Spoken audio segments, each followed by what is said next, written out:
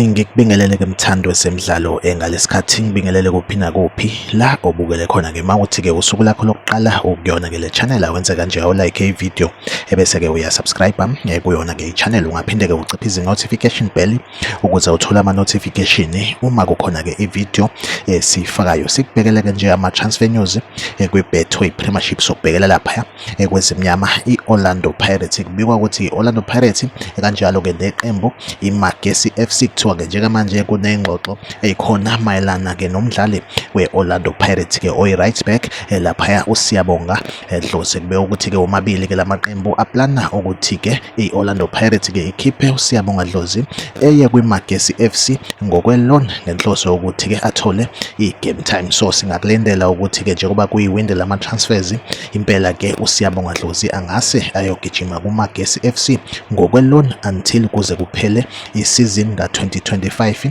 2026. Impela ke iyona updates nje engiyiphethe ke njengamanje like ivideo usubscribe kuyona ke i-channel. Mina nawe zohleze ngikhona ngulethele ke ama transfer news kuyona ke i-Betway Premiership. Okwamanje ke ivideo ethu asibambe la nisale kahle.